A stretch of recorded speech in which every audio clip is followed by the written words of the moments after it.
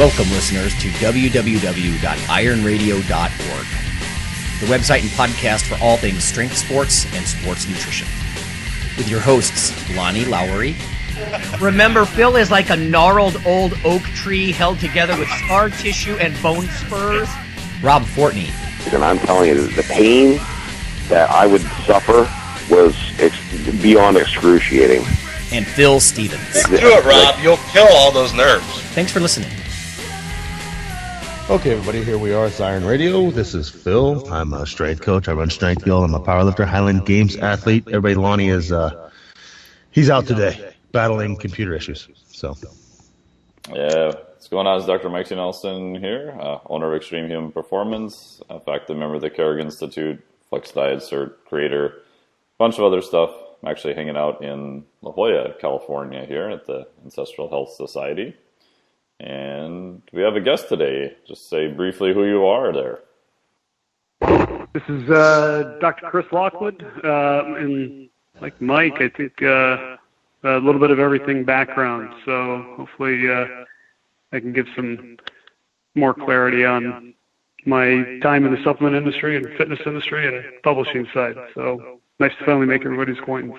yeah, thanks for coming on. Awesome. Yeah, thanks for coming on here. Greatly appreciate it. And I've got one study here I'll talk about briefly, and then we'll see if Phil has any other news, and then we'll get into Dr. Lockwood's background, and then we're going to talk about the old supplement industry today, but more focusing on how to make it specific to consumers. Like, what are things as someone who's kind of outside the industry, what are questions you should ask, what are things you should look for, because I'm sure we all get questions about XYZ supplement company, and not only is it just useful, but how do we know it's what we think is in the bottle actually? So I got a study here.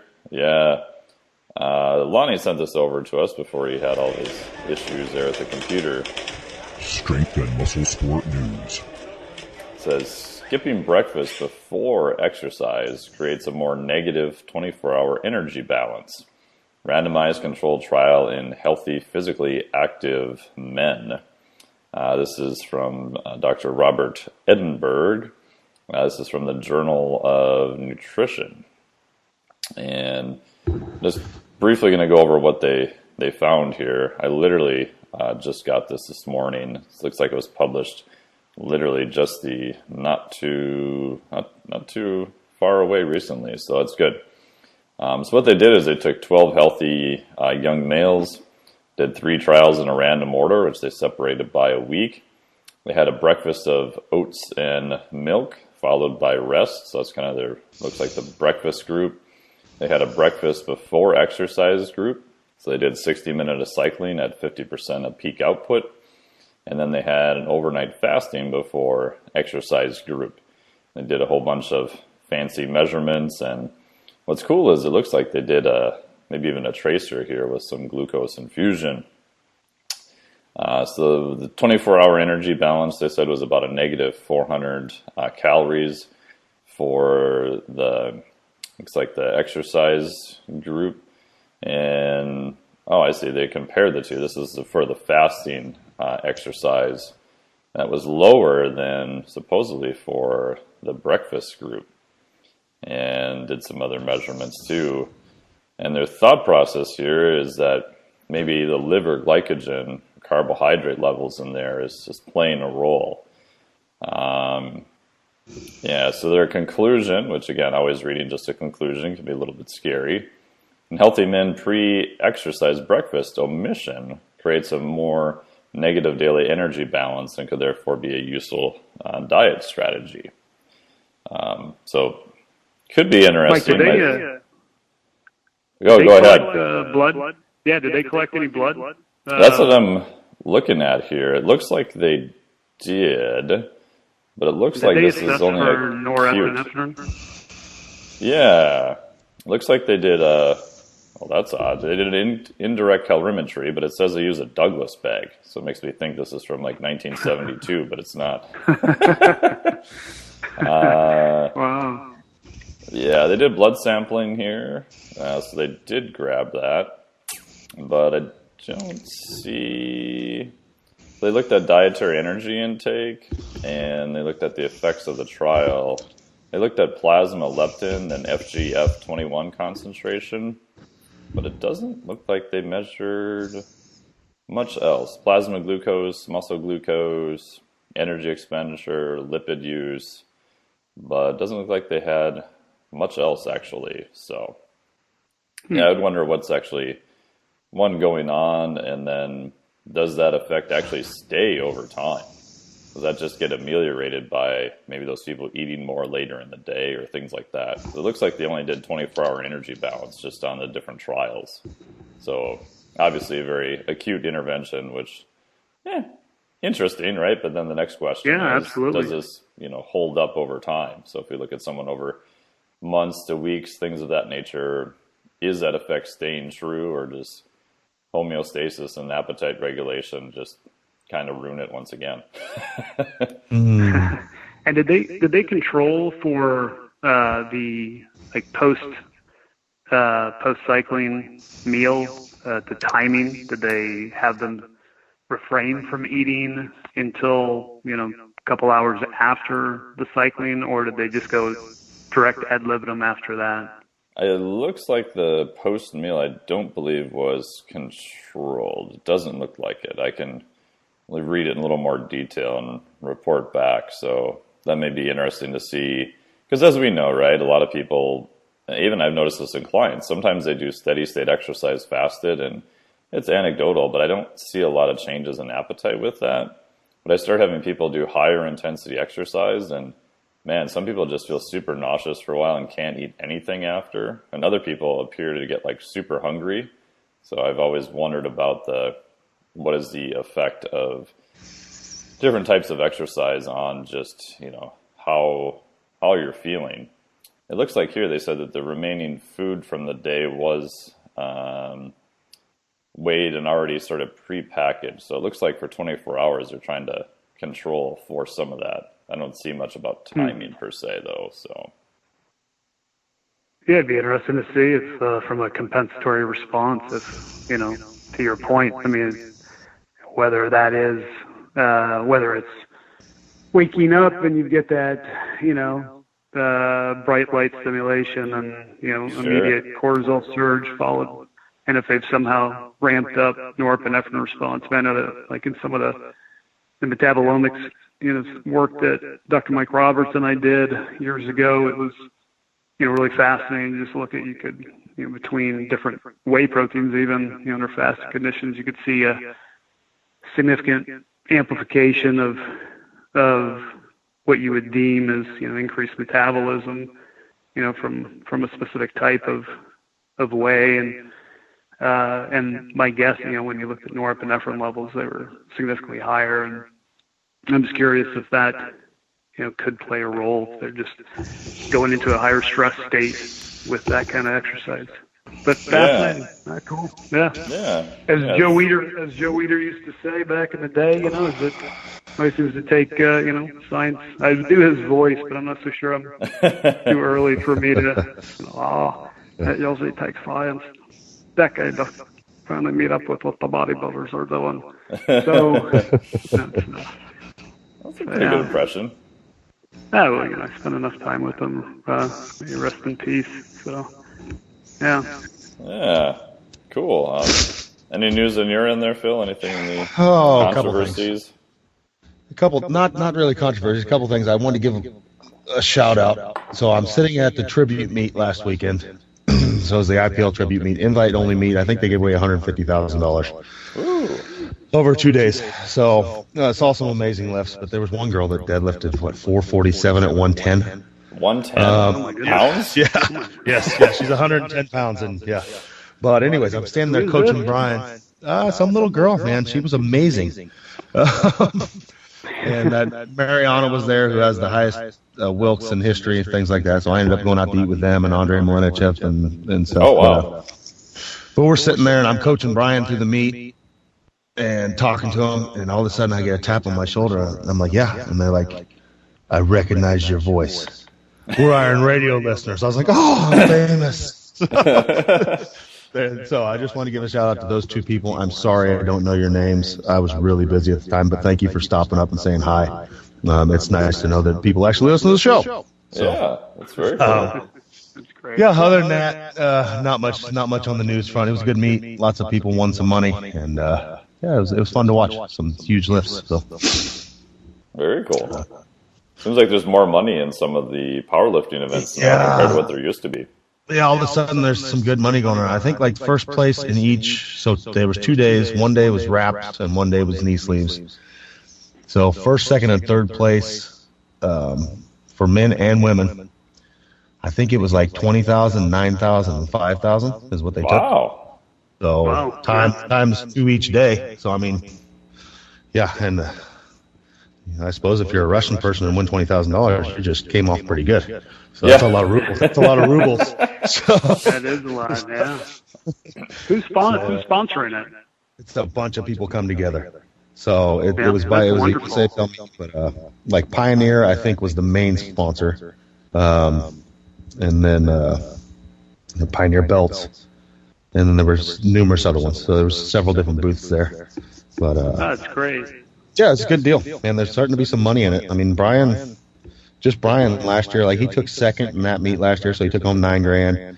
We went to another meet, he made 5,000 in one day, and so there's starting to be some meets where, if you're at that top level, you can do okay. I mean, pulling in $15,000, $20,000 extra dollars a year by lifting up heavy things is not a bad gig. No, exactly. So. Yeah, all I ever got was a plastic trophy. So, yeah. But how did Brian do? he did okay. He did good. I mean, I say that. I mean, he squatted like 850. He benched 535 and deadlifted in the eights. So it wasn't his best. It wasn't his best performance by far. But I mean, still, he took first in super heavyweight, but that was out of the money. There were some freaks in the lighter weight classes, man. Okay. Wilkes. So. Gotcha. But that was a good time. It was a good time.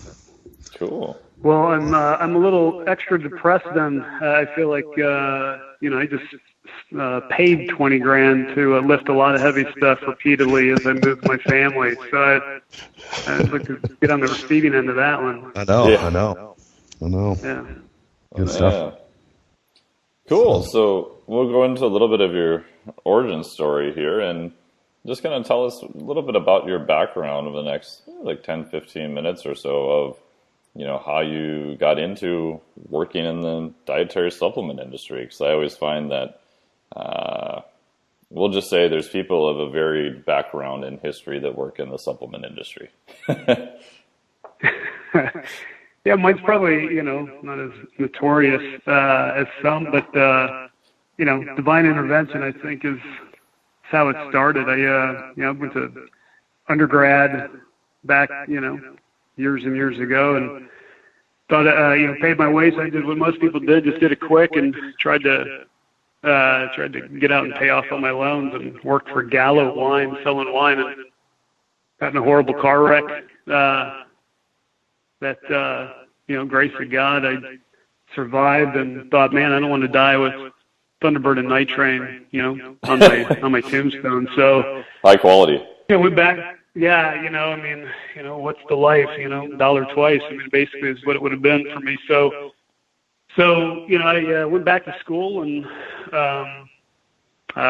just had a wonderful mentor there at University of West Florida, tiny school, and was waiting to get in and down at University of Florida, and met my wife, and met my mentor at the time, who asked me to stay. She was biomechanics, and so I thought, I'm going to be a strength coach, So did CSCS years ago and ran gyms, did personal training like most people in our field, in our career, and I had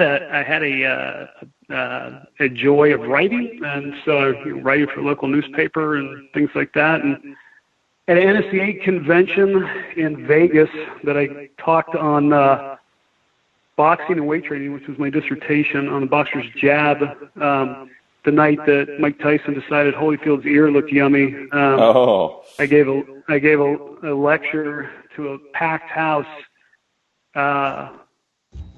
side note, don't ever let your wife, who gets very nervous at the time, fiance, do your overhead projection slides that are not numbered, because I stood up, and she went to go put her first slide on, and they just went sliding everywhere all over the front of the which became a great, probably premonition of my time in the supplement industry, really. Just as that it is total chaos, and you just kind of got to pick up the pieces and make good with it, and occasionally do a little song and dance, just to kind of buy the time. But that presentation, I ended up getting a call 6 months later or something from a editor at Muscle and Fitness that asked if I would be interested in coming on as a writer. I mean, that was back in the day when publishing was actually king, and there was no internet, there was no intranet for that matter. And was this early 90s? And so then? It was 1997, and so quite early, and so I started writing for them, and then they flew me out, had me come out, and I became a full-time writer for them, and it was a blast at the time. And it was with a master's degree in exercise science, and getting to add some credibility to the magazine, and we can all have a conversation on fitness magazines, bodybuilding magazines, and what they have, and so on and so forth. And I've heard every criticism about it. I just know what my role always was on the consumer side. And but met some amazing people, got to be surrounded by some phenomenal folks, but then it became very Laverne and Shirley. How many times can you write about this month or next month to get leaner abs? And so I just got more arm articles. Yeah, I know. It also became. It really is. Okay, it's January, so it's a military issue, and if December, it's back to school issue or whatever it was. And you're like, wow, this is, or holiday season article, and it became very cyclical, and it kind of took the joy out of it in that regard. But met like Jeff Stout and Joey Antonio and Jeff Volek and Bill Kramer at the time, or Rick Kreider, and so it was a great opportunity for me to work with some researchers that I'd only read about and do a lot more projects with. And Tudor Bompa was I did a 1 year periodized diet periodized program, and wrote a periodized diet with Tudor as well, and some other, I think, can't remember what nutritionist, maybe Volek at the time. And so it was a lot of fun and learning, but I wanted to kind of spread out and do more of the supplement side. And, it was not, you guys are definitely far more into the training side. I've always considered myself good but not great, kind of like my soccer experience. And so know it but not the guy that is going to be sitting there making a career out of it. And so, but the nutrition and supplement side was really appealing. And I went over to the what used to be Weeder Nutrition, ran American Bodybuilding, if you remember that brand. Showed up, and it was we had bottles that were blowing up because of micro issues. So this was, I remember, circa 2000, December '99 is when we started there. It was pre-GMPs, but Weeder was way ahead of the game, and from a quality standpoint, and learning from guys like with Bucci, or you look at John Berardi, who was getting his PhD, and it was being funded through ABB.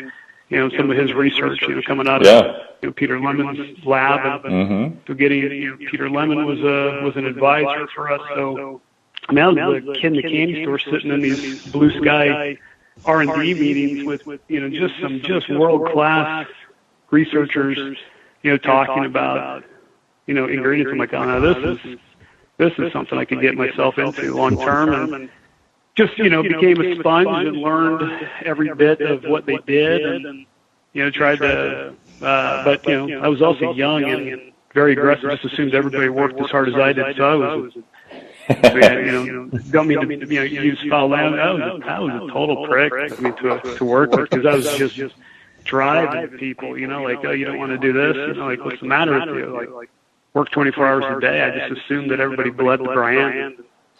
Thank goodness, Joe liked me, and brand did really well under me, and we fixed it and got it where I could sell it to optimum. But I'd love to go back in time and maybe give some apologies to folks that I maybe rubbed wrong. And after that, with the GNC, ran the diet division. Somehow, running a $30 million federal business and diversifying it and improving it, to make it less legally liable, somewhat qualified me for a $380 million division at GNC. I don't quite understand the math of that. I suck as an accountant, so they've never seen my personal finances. So, I'm marketing and science guy through and through. I'm just an idealist and optimist, and so I just assumed, that the accounting side will somebody else will take care of it. I was lucky enough to have some great people around me. We sold the company twice under my reign, and or the team that I was involved in at the time. But it was category management with sales, so decided to go back and start doing some consulting, and from then it was a total change. I started doing more of the product development. Knew I wanted to get into in the science side. I mean, obviously the industry by that time, it was becoming writing on the wall on what was going to happen. The ephedra, being pulled off shelves, FDA taking action. It was definitely an eye opener for a lot of people in the industry. I worked with, when you figure Weeder and then GNC, a lot of people aren't familiar with what are called consent decrees, FTC consent decrees. Joe at Weeder Brands had a lifetime consent decree. That means that what does that mean for people listening? Yeah, so I'll use the NCAA kind of examples that, if you get caught for recruiting violations and you're under the death penalty, right? I mean, it'll decimate your program. I mean, so like I grew up in the era of, where SMU, here in Texas, was just had a killer football program until, they got hit with a death penalty violation, and they've never recovered since. And it's the same. FTC will come in if you're making claims. Joe and the Weeder brands works better than steroids, right? You can't make a claim comparing a product to a drug, and if and let's just say even if you could make that claim, under DSHEA, you'd have to be able to substantiate it, which, so it was, it's usually, I think the most recent, kind of big example was Iovate years ago, back when I was in my PhD program, and also running called back in and running muscle fitness editor-in-chief. Iovate got hit with a large consent decree, and they're probably the most recent big name to see one similar. But so learning under that environment, though, taught me a lot on how to design studies, what kind of claims you could make, how do you compete in an environment where you also have to be compliant with the FDA, FTC, and if you're at all pay attention and are creative, you can come up with ways to market and actually live to the letter of the law and what consumers expect, right? What they should expect is to have a safe product that's tested, and you're not overhyping what doesn't exist. And so after GNC and doing consulting, and working with some fun brands, both infamous and famous, and went back for a PhD, studied under Jeff Stout. Did wanted to do a very research-heavy degree, and my last year in my program, I was called back to Muscle & Fitness. Their sales had tanked, like most publications after 9/11. Yeah. And credibility was at an all-time low, so I was flying back and forth twice a week, Oklahoma to L.A. Oh, that's brutal. It was, but with the daughter, our daughter was 6 months old at the time, and our oldest.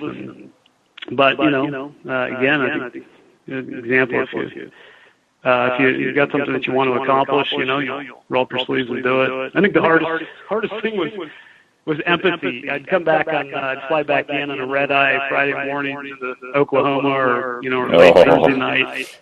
And then I'd be teaching my 9 to noon nutrition class, and I'd have these undergrads tell me about how stressful their lives were. Yeah.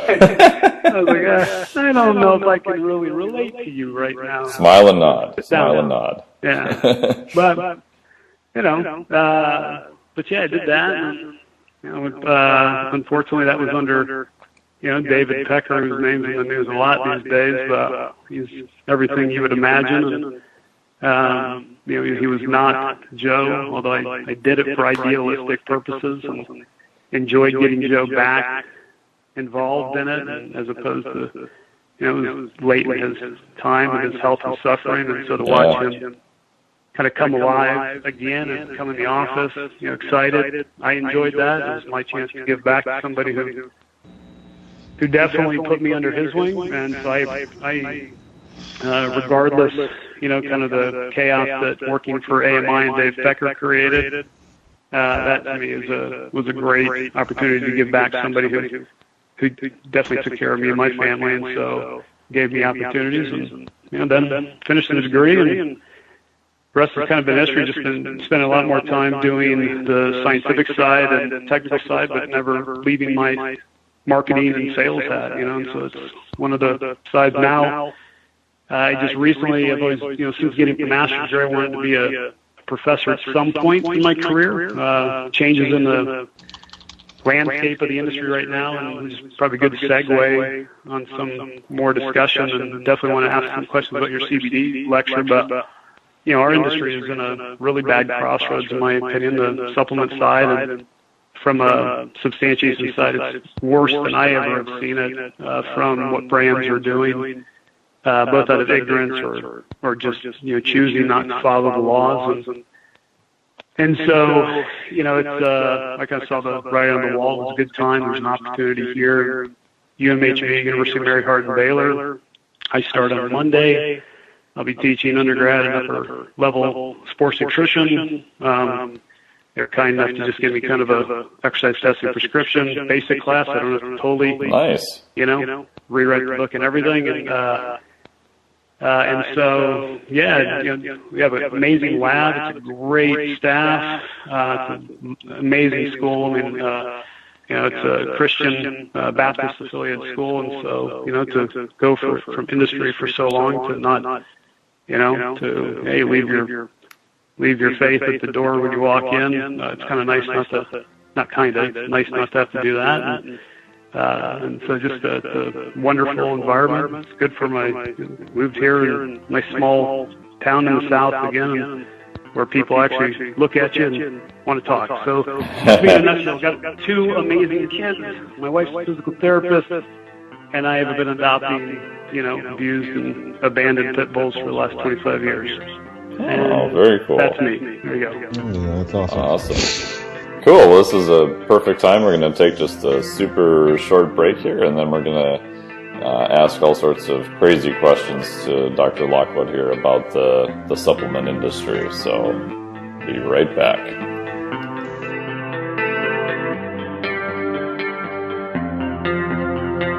Hey listeners, this is Dr. Lonnie Lowry. If you've ever had anyone critique you on your protein intake as part of your weightlifting lifestyle, oh, you poor meathead, all that extra protein is going to rot your kidneys or weaken your bones or dehydrate you or give you gout or who knows what. There is a book available. You could simply Google CRC Press and Lowry. And what I've done is reach out to experts all over the world and create a book, a single compendium that you can hold up and say, this is why I consume extra protein. This can be very valuable when you're being quote-unquote educated by various professionals on the topic. There's an enormous amount of literature in this book on the safety, the effectiveness, how protein works in cells, the history of protein and weight trainers, much more. So again, please check out CRC Press and Protein and Lowry. You can just Google that. And I do, full disclosure, I do make a small single-digit royalty on the book, but that's not why I did it. I did it so we can all have something, our particular population, to both defend what we do and to inform our nutrition and our eating. Thanks.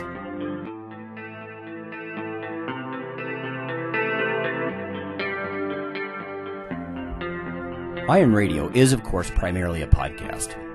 But over the years, there have been technical glitches calling for backup streaming and listeners who wanted the convenience of other sources of audio content. Toward this end, Iron Radio is now simulcast and backed up on YouTube.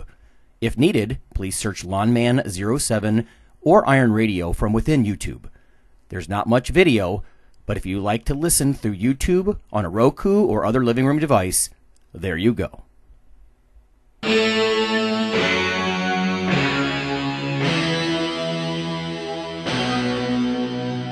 Like your weekly fix of Iron Radio? In addition to being a popular institute on iTunes, we are also on email. Simply go to www.ironradio.org and sign up for the voluntary email. You'll get a once per week email, no more. That's little more than the show notes and a link to the audio. So go for it.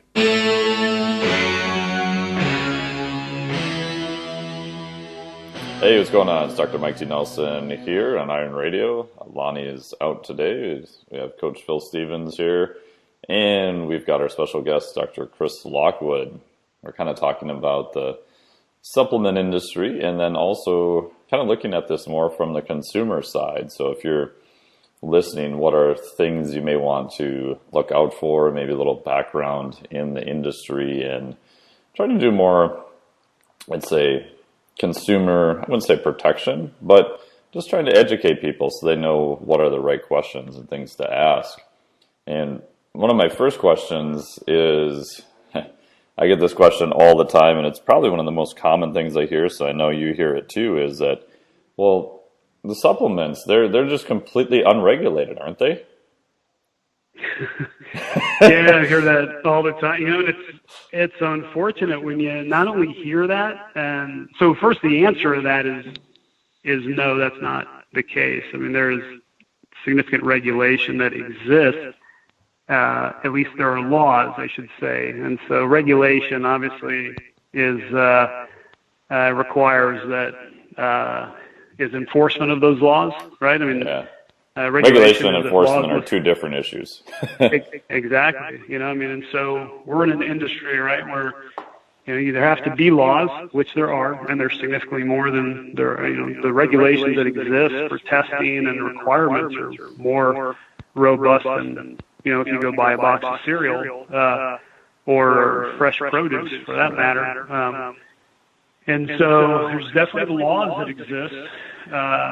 Regulation, as far as oversight of the law, well, that's where the real problem exists. I mean, the DSHEA, Dietary Supplement Health Education Act of 1994, has never been fully funded, and so the FDA has never had the personnel, or the the resources to fully enforce it, and this whole thing of the internet and direct to consumer sales has just created. And we used to be blamed for the Wild West, back before the GMPs, the regulations, really hit hard in 2007, 2010 was the full enactment. And so, but now it's definitely there's a lot of people that are doing things way under the radar because they can, and that's the unfortunate thing. And so the third arm of regulation is self-regulation. The industry has to have some kind of checks and balances and repercussions for failure to meet some minimal standard. And that should sound pretty familiar if you're a personal trainer. I mean, you can go get any kind of personal training degree, or certification, and doesn't make you qualified, doesn't make you safe, doesn't make you an effective trainer. And, then there are some nationally accredited certifications. I know, Mike, you and I are CSCS and ACSM, and so you have those accredited programs. But to consumers, they have no no idea. And if a personal trainer hurts somebody, it's up to the lawyers, the litigators of the world to seek justice. It's not the industry themselves. That person can be right back out training people without anybody knowing. The dietary supplement industry, unfortunately, is the same. Is that all it takes is money, and you've seen it. You may not know the people intimately, but time and time again, people can be found, quote unquote, guilty of some egregious violation of the laws, and they're right back in business with a new facility, and doing the exact same thing under a new LLC. And our industry welcomes them back with open arms as long as they're paying for the trade show space or the advertising. So it's an unfortunate setting that we're in. Yeah, and that's what's kind of crazy too, to see sort of when you kind of know a little bit behind the scenes, or lack of a better term, the same repeat offenders, right? We know. Oh yeah. We can name multiple people in industries where, this went well, all of a sudden something bad happened, or who knows what happened, and then they kind of disappear for a while, and then all of a sudden, I always get interested when I see like brand new companies pop up that appear to have a fair amount of money behind them. My first question is like, I wonder who's doing that, because it's usually a limited number of players, and then you see certain figures who had maybe a more shadowy past all of a sudden show up under a different company name. But to people not in the industry that are kind of on the outside looking in, they're like, oh, it's a new company. It's a different name. It's almost sort of mass that they don't know it was related to things that happened before, if that makes kind of sense. Yeah, absolutely. I mean, and to take it another step, I mean, even if they don't have a shady past, the problem is it's such a lucrative industry. And right now, being able to sell through the Amazon model, or, to sell direct, if you've got a good enough, strong enough social media and, way to get your brand out there. I mean, the margins are too good, and so it's, there's companies, there's one recently that, that I fell victim to. It's why, I made the choice to do academia now. I mean, after kind of back to back, just getting, for lack of a better term, just screwed over, and the cost to my family, I made the mistake of jumping in with some people that, they said all the right things, made all the right promises, and, even signed the agreements. And you get in there and it's, there's no GMPs being followed. It's purely not just do the minimal. It's just, it's really branding, and it's become a marketing only world out there where, hey, if you can just go buy passing results to ship the product, go to we call it dry labbing in the industry. That's where, as long as the lab will say that, it meets micro levels, then it's okay to, at least you can put that in your documentation. It didn't, you're not qualifying labs for who does it right. It's who will give you passing results for the cheapest price. And, people aren't doing legit composition, and I'm not saying everybody's, but I will guarantee, my estimate, having consulted for as many companies I have, if you're not buying from one of the bigger companies with a lot more to lose, or somebody that is doing genuine transparency, and I'll describe that here in a minute, but 9 times out of 10, they're not qualifying raw materials the way they're supposed to, the way you would expect them to. They're not qualifying finished products the way you would expect them to, the way the law requires them to. They're rubber stamping shelf life on it. 2-year shelf life is just a joke once you learn how it comes about. And the number of companies that are doing genuine stability testing to verify potency, composition, identity, all the way up to and to that shelf life within plus or minus 5%. I mean, there's a range for different types of ingredients, but dietary supplements, that's pretty much the standard. Less than 9 out of 10. I mean, so less than 1 out of 10 are doing it. I mean, so and that's the unfortunate thing when you get into sports nutrition, where everybody's a self-professed genius. and they're not paying, to have people that understand, the right way to do formulations, to do analytical testing specifications. I mean, it is really unfortunate. As a consumer, I struggle. One of the questions you probably get a lot, Mike, I imagine, is like, what's a good brand? I mean, I get it totally all the time. And when somebody at your level and somebody at my level can't give them, well, you got to look for this and that, and that convincingly should tell them one way or the other. It's unfortunate. I mean, so, best I can do is I offer kind of, hey, here's the red flags to work for. Here's the documentation you should ask for if you really want to. And if they're not willing to do this and these red flags pop up, those should go find another brand. Like, I can't tell you that they're not doing the greatest thing. Maybe they just have a horrible customer service department. But if there's certain telltale signs, and step away. And so it'd be nice to be able to create kind of a tail wags the dog situation right now, because more than any time I've seen, there's just a lot of companies that are doing bare minimum. Price by far trumps everything right now. Yeah. So cheap raw materials. The companies that are investing in raw material research, the raw material companies themselves, brands, there are so few finished product brands, that are doing their own innovation. I mean, it has become so dependent on raw material companies to do not only the science and bring the new IP, but also then work as formulators, for these brands. And the brands are doing a wonderful job of marketing themselves as geniuses and marketing, and being legit, and you hear that a lot, but most of the work is being done behind the scenes at the contract manufacturers and the raw material. That's where the innovation and actual R&D is taking place. So yeah, it is definitely a tough environment, but it is regulated, quote unquote. There's a quote. When you see things like former FDA, when the former director of it, David Kessler, was asked, that question, will the FDA ever regulate the industry? And the answer is, we tried, and you've got documentation of that. It's unfortunate that it's, that perception is out there that, it's not regulated. But, his answer wasn't that they aren't regulated. It's that they're somewhat impotent to regulate. And I would also add that they don't know where to look. There's that most recent company I was at, they got a certification from, NSF came in. I don't have a problem throwing them out there under the bus. It's unfortunate that, they certified.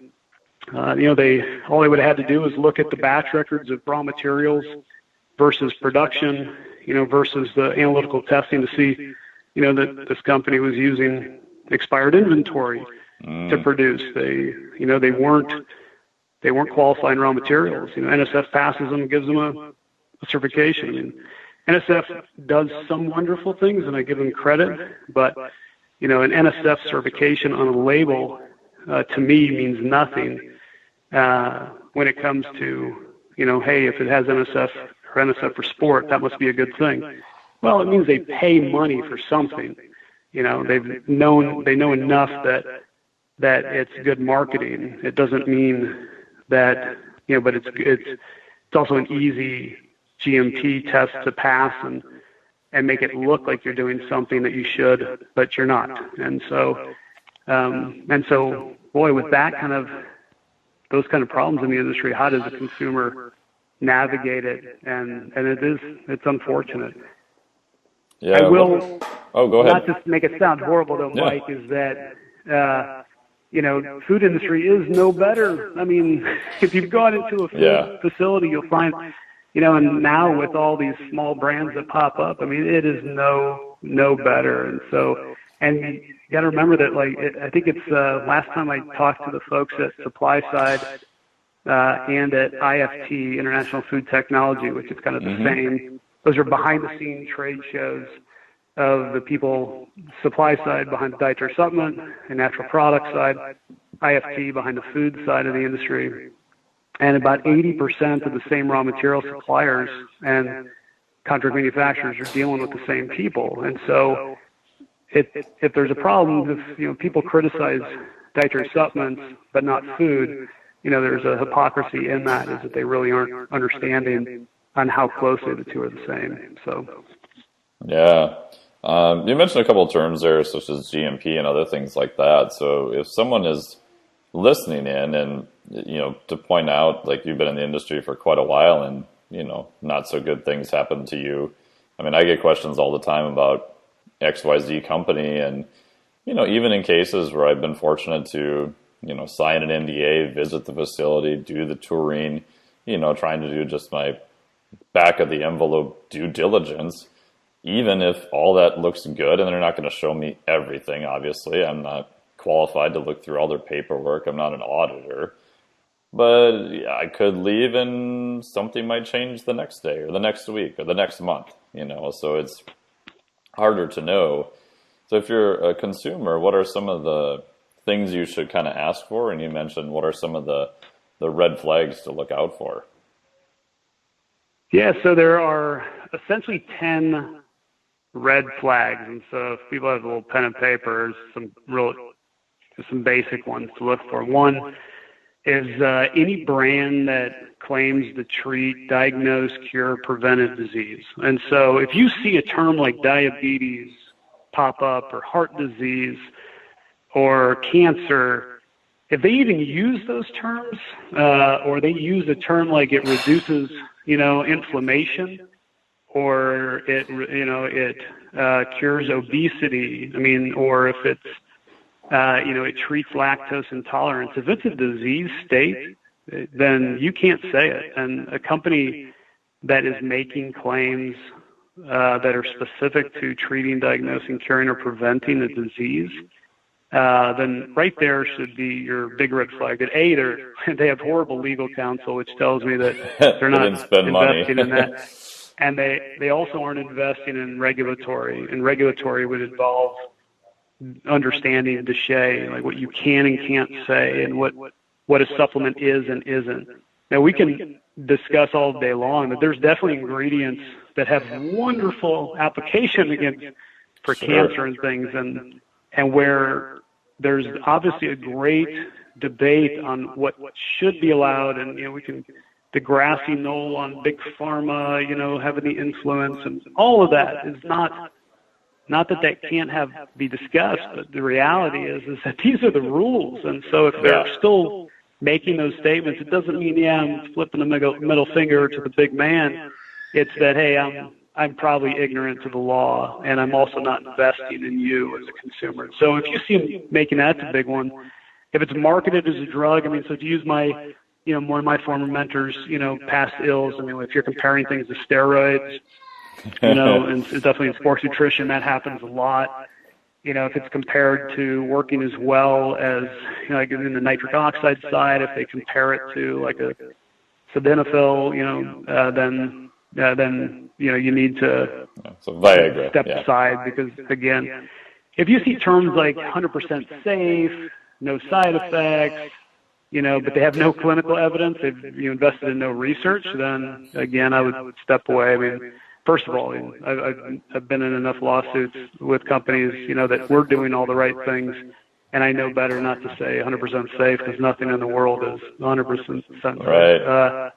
Right. Maybe death is 100% safe.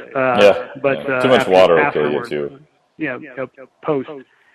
FDA approved, there's no such thing. If you see that, just know that there is no such thing as an FDA approval. They're making outrageous, unbelievable, too good to be true claims. Then I think a lot of people have learned that one by now. Every claim that's made, so if there's a statement, whether it's direct or indirect, we call it a structure function claim. I'll give you an example. It'd be like, green tea has been shown to increase thermogenesis, so, calorie burning. Well, after that statement, there needs to be either an asterisk or a dagger or some kind of thing that also then connects to the FDA disclaimer statement that must be on that ad or web page or the label, right? And if they're not including that after every claim they make, then you've got I would raise a red flag with that. Here, a big one nowadays is if it's not orally ingested. So I'm seeing more and more topicals again. I mean, this again goes circa, pre 2007, 2010 GMP implementation. There was a lot of these going on, and then it's a body spray, Doc. It's just that's all it is. Yeah, I mean. And the delivery mechanisms are wonderful right now. Topically is such a great, and we're so much better at it now. But the dietary supplements, by law, have to go through the digestive system. And so, a little trick I learned years ago, and I don't mean to say it like hey, I'm a Lockwood scumbag, but the B12 sublinguals. Well, you can't. That's not a dietary supplement. But if you look at the companies that are doing it correctly, is they'll say, put it under your tongue, hold it there, and then they'll add 2 words at the end that make it a dietary supplement, and swallow. And so, and so the fact that you're stating that it goes through the digestive system, and so anything topical, and I'm sure you're getting hit with the same Facebook pop-up ads that I do on certain topical ones that are claiming fat loss and everything else. Oh yeah. You can't do it. The topicals fall under the beauty products classification, that health, beauty, and cosmetics technically is what it's called, that whole category. And all it can do is give the appearance of makes your skin look more vibrant. So wet. Those types of things. But that's it. Nutrition facts and supplement and structure function claims is another red flag. And here's protein powders do this a lot. Is that if on the back of that label you see it says nutrition facts, and it gives you a nutrition facts panel, but they're making structure function claims all over the place. Now there are approved nutrition health claims, and there's a very set specific number of them that can be made under certain conditions. And you can kind of look those up, and they're pretty straightforward. But if they're making like a fat loss claim, or they're making, a muscle building claim that's, beyond, a generic, that protein and amino acids support muscle protein synthesis, that's a really just a basic nutrition claim that's accepted. But if they're making pretty robust structure function claims, or they're quoting, scientific evidence, based on that product, but they've got a nutrition facts panel, then that's a violation of both the food law and the dietary supplement laws. So it's mismarketing, and so they would be deemed for adulteration. One of the areas I'm seeing this a lot is in the RTDs. So in the energy drink category, kind of the big hit is companies that don't want to be classified as a dietary supplement. They're kind of getting around it by, we're a food. Look, we're a nutrition facts panel. But they're definitely marketing themselves like a dietary supplement. They're making claims. There's a new energy drink that definitely like I'm seeing out here in Texas that getting a ton of shelf space. Making tons of claims, claiming that BCAAs and creatine and using a nutrition facts panel. So, my suggestion is don't touch it. It might taste good, but, I can make anything taste good. It doesn't mean I'm putting any adaptive ingredients. So, or at bare minimum, expect any of those things to be in the can. Yeah. So those are kind of the big ones. If it's a botanical, the last one I would add is if it's a botanical and they don't include the part that's used, that's again like a red flag to say, so the law says, because the FDA is all about safety. The FTC is, their main interest is, being truthful, and allowing the customer to be able to go do their own due diligence, with enough information, right? And so if it just says like the name of an herb, but it doesn't tell you the part that's used, well, the law is clear that you have to, if you're using a botanical, so you can't just list, in your ingredient deck, ginseng, well, what part, what did you use? What was the species? So those are the, kind of some of the little check marks that are, you have to kind of go through it, and once you do it enough times, it gets a little faster on checking it off and being like, okay, well, there's a lot of these things that are popping up, so maybe I should step away. And then, go ahead. And I was going to say, and as far as things to ask for, so there are a couple documents that every company has to do, right? I mean, so there's four things that you can request from a company, especially, as influencers, but any customer can call and ask customer service for this. They should have them, and they shouldn't be concerned with giving them out. One is called a Section 6 notification. It's not Section 6 is a shortened version, but so if they're making a claim on a product, the law says that they have 30 days to file this documentation with the FDA to give the substantiation for making that claim. So again, to use that green tea example, is that if you make a claim that it's, increases thermogenesis, then you have to submit that claim and any other claims you're making on that product, and each study, and the FTC is clear on, on kind of what kind of evidence is required, and that you can cite. And so you as a consumer could request that Section 6 notification. Hey, send me your substantiation for all these claims. And, again, this is really unfortunate. It keeps me in business. My consulting side of my business is predominantly creating Section 6 notifications for the, near 100% of companies I deal with that don't file. And it's unfortunate on how little that happens. And so, good business for me, but bad for consumers because, it's unfortunate. I can only imagine, what else these companies aren't doing. Ask for a Section 6 notification. And if you're seeing like that they're using nothing but animal rodent data, they're not, if the study they cite doesn't even roughly, if it doesn't have the same dose as what's in the product, if the product is fairy dust an ingredient in, but they use a study to cite that, has a, 20 gram amount of something. You see a lot of like MCT oils. And if that's the case, then it's a nice clarification that they don't understand formulation either. Another document you can ask for is it's their product safety and efficacy substantiation. So it kind of runs hand in hand with the notification, but internally, if the FDA and FTC, or if the FDA or the FTC were to show up at the doors of a company, FDAs do audits regularly, but they typically only look for the basic quality things out on the production floor, very food-based, cleanliness type things. But they could ask to see your safety documentation, efficacy documentation, what makes you think that your finished formula and all of your ingredients you've included and the sources that you've used, what makes those safe for a consumer, reasonably safe for a consumer.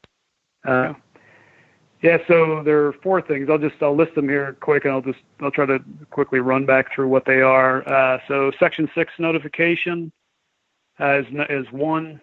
Product safety and efficacy substantiation. So like their zip file of all their information on the product.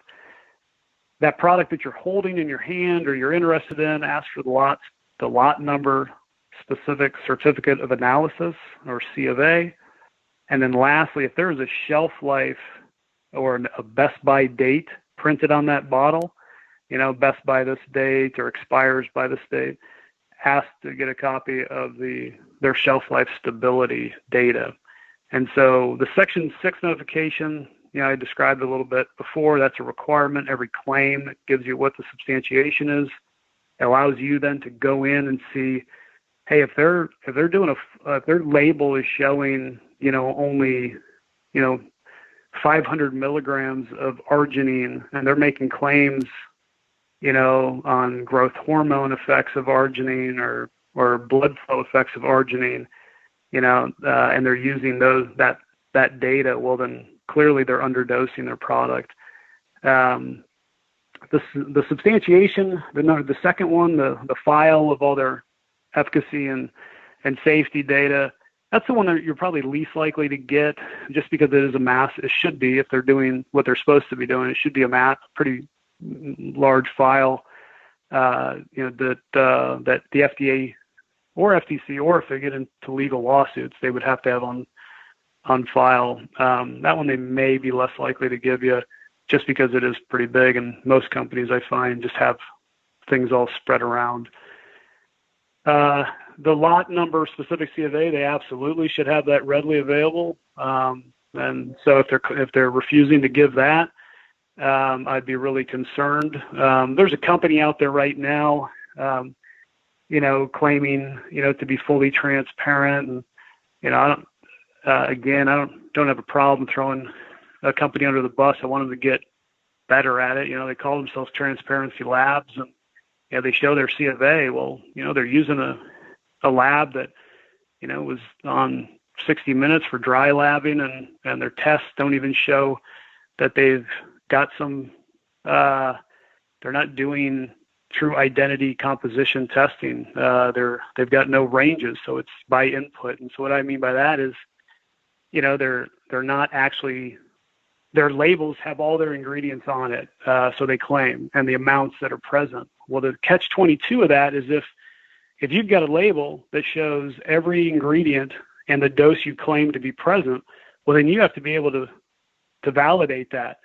And an IR, so using what's called near infrared spectrometry, so it's a light wave, to say like, hey, this is the same product we made before, isn't valid as a consistent test on showing that you've got 500 milligrams of arginine or whatever you're claiming down your list. And so you have to be able to show that you've set ranges and that you're using a qualified test. So unless that C of A says, I use an example, so it's arginine, and it tells you to use an HPLC USP method, and you give a range that it's plus or minus 3% of label claim, right? And the result in that C of A should either show pass or give an actual number, right? And so just to go down the list and not present that kind of information, not include the testing, is really a joke of a C of A. And it does take some expertise to understand that, but they should be able to provide it to you. And if you have more questions, send it over. I'll be happy to sit there and criticize or critique people's C of A's. If I can get more people doing things better, then great. The last one, the shelf life stability. If somebody's got a best by date, here's the thing that people need to understand. The FDA doesn't require it. GNC requires you to have a best by date. Walmart requires you to have a best by date. Target requires you to have a best by date. Costco does. And so companies that are doing business with places like that will put a best by date on it. But as soon as you do, well, then you better have the actual analytical data to show that at expiration that your product still maintains identity, purity, potency, and composition.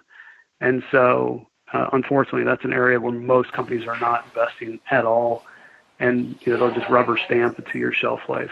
So, as for those four things, look for those other red flags.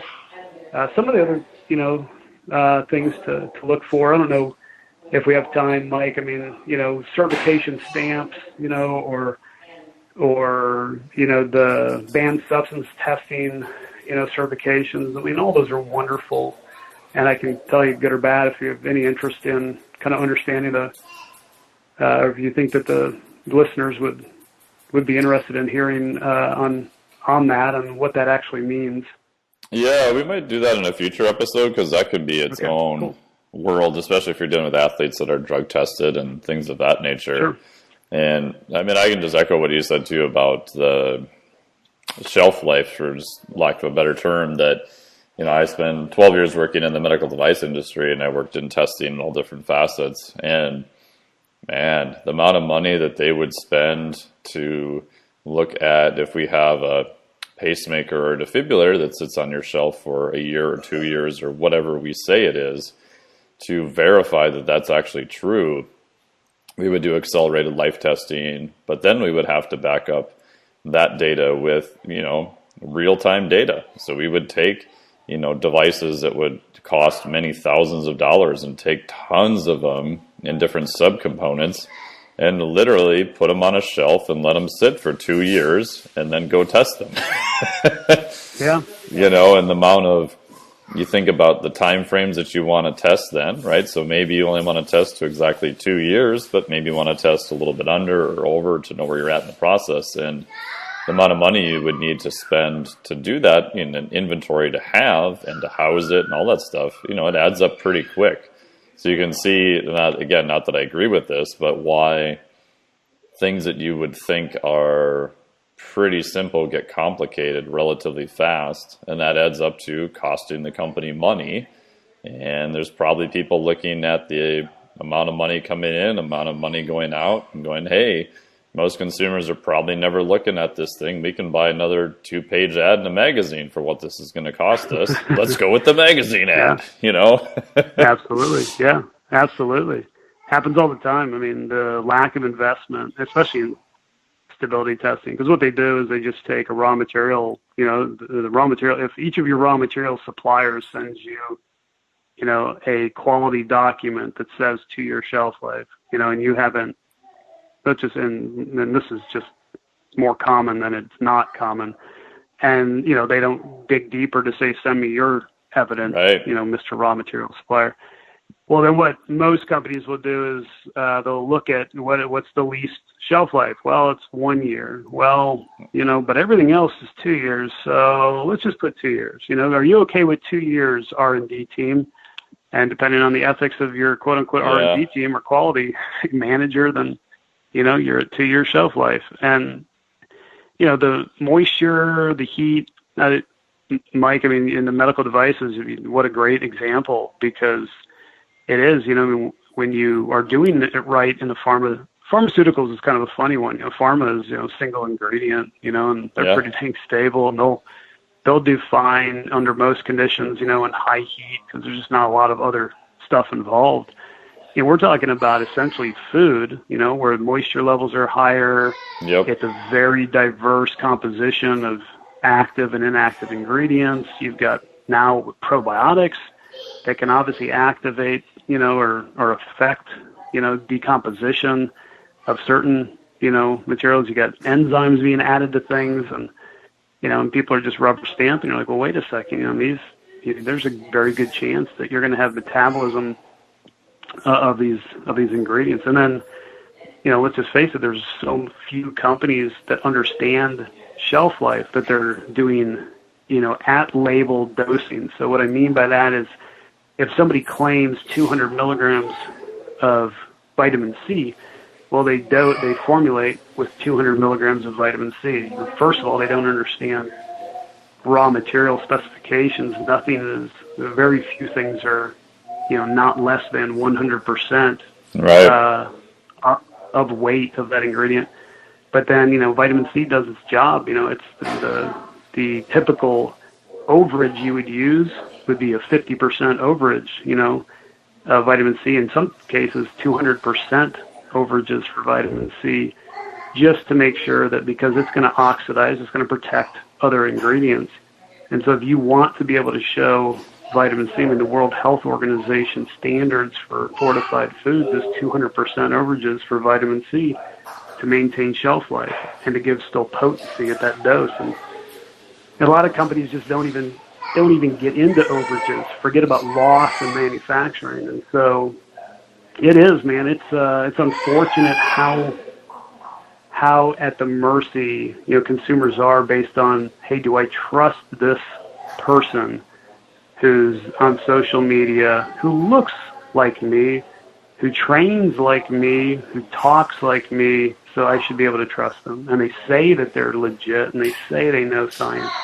And there's a couple companies, you know, recently that, you know, I came in contact with this last group that, you know, whatever, I won't defame anybody, but they're, you know, this person, he goes around and does huge lectures for good amounts of money, sponsors a lot of CrossFit Games, his brand, and, you know, lays himself out as a legit expert. And he so didn't do any quality control, zero. And as far as R&D formulation, you know, we behind the scenes refer to them as paper napkin formulators. Like, I want, they'll sit at the bar with you and write, I want taurine, I want arginine. I mean, that's all they know is, what are the bait ingredients, that they want to have on a label, but they know nothing about dosing. They know to make claims. They know nothing about specifications or any of this other stuff. And so it is unfortunate. I'd love to, sit down and just go to town on, brands that are out there doing that. But obviously I think I'd be sued by everybody, and, my wife and I don't have the cash for that. Yeah. Yeah. 2 questions left. We got about 8 minutes. And one, what are your thoughts on this advice? Because, you get this question all the time. And, I do some affiliate recommendations through my newsletter. I don't do a ton. And, 95% of the time I can call the CEO, and at least I know the people running it. And again, it's still kind of a value judgment. You do your best you can to get as much information. But what are your thoughts about, for consumers, just calling the company and asking them for the items you mentioned, even if they don't have, say, the technical expertise to try to look at it and dissect it, but just the fact that a company would even, 1, listen to them, 2, even try to provide any information might be kind of a useful back-of-the-envelope checklist. Because I found that if you're a company in the supplement industry and you're trying to do everything, by the letter, it's costing you a lot of money to do that. And most of those companies that I've interacted with are pretty excited to actually show you what they're doing, because it is so different, and are trying to market to, I'd say, more higher-end consumers that are demanding that. What is your thoughts about that general advice? I think it's great advice, Mike. I mean, give them a call, and if customer service, if they're willing to send it to you, if the response you get back is, what is a Section 6? Yeah. Hang. Uh-oh. Now, the customer service rep, I'm going to guess that, just knowing internal customer service, not all of them are going to know these terms. Right. But they can look into it and be like, hey, I don't know, I'll go check. They're going to send that over to the quality assurance department if they have one. And as you know, if you've been around somebody, the quality assurance person is usually some other sales guy who's taken on that role. It's a small company. And we'll put it on Bob's the FDA desk. requires you to have training and some formal expertise in that area. But if they ask, what's a Section 6, what's a C of A, right then to kind of run, what's stability testing. And so, but I think it's a great way to assess. And, you'll also find out about the customer service if they're very defensive. We don't share that. Well, why don't you? Well, it's proprietary. Well, no, it's not. Black out, black out the proprietary parts of your C of A, but the other stuff is for public information. So, they're making claims. What are their substantiation for those claims? You absolutely should be allowed to see that. So, well, I'll say 2 things to close then, Mike. First of all, thank you for the opportunity and for the invite to have me here. You and Phil and Lonnie, I just really appreciate it. Been fans of what you guys have been doing for years, so really appreciate having the opportunity to come on. And then lastly, I can't not close. If you're going to bring up idealism and the utopian vision, one of my favorite criticisms that I don't look at as a criticism as much as a compliment was a article I wrote years ago that was critical of liquid creatine, if you remember that. Oh yeah. Back in the day, another kind of junk product, and they were a big advertiser for Muscle and Fitness and Flex, and I had and Joe Weider calls me up late one night, finds out that I had drafted this, newsletter about it.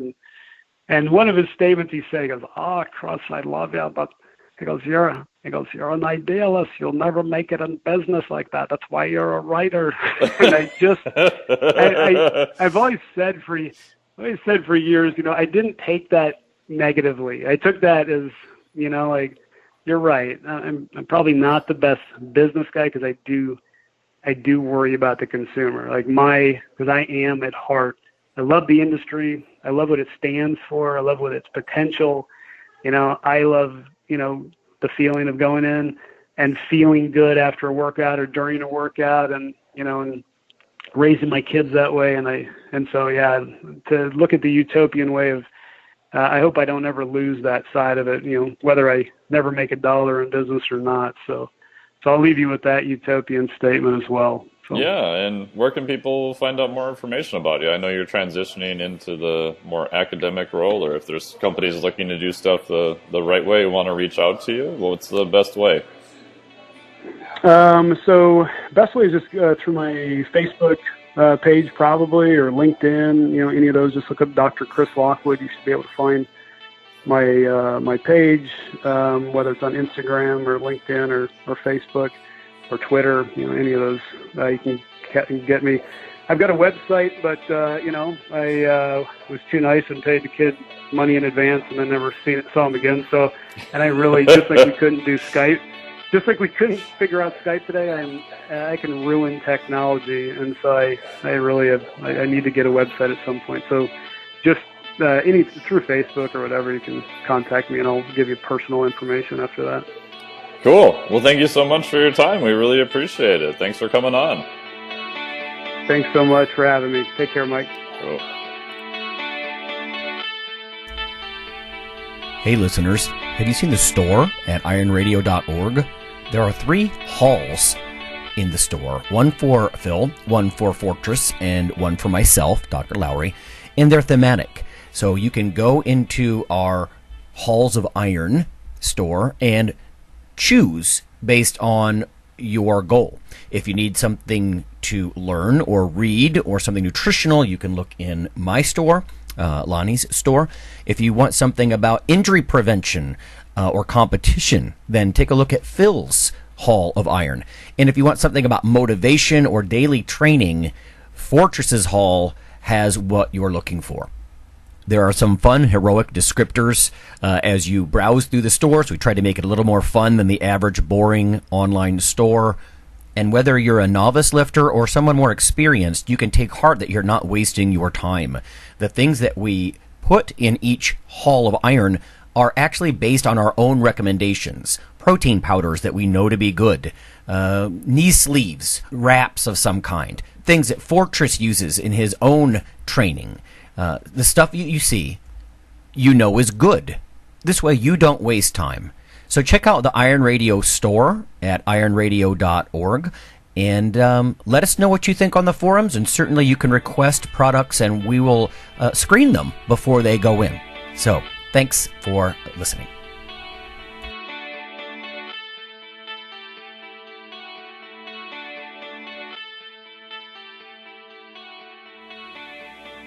Iron Radio is accepting donations. If you like what we do, the professors, the scientists, the bodybuilding show promoters, the athletes themselves in powerlifting and bodybuilding, please consider making a donation or maybe buying something from the ironradio.org store. We also are accepting supporting members. So for $4 a month, which is frankly less than the bank sneaks out of your account in fees, you can step up and support a form of sort of public radio for the bodybuilding and powerlifting and strength community. The Iron Radio podcast and all of the audio on ironradio.org is for informational purposes only. If you're interested in starting a diet or exercise program, it's important to check with your physician. Also seek the help of registered dietitians, athletic trainers, and qualified exercise physiologists in order to make the progress that you need.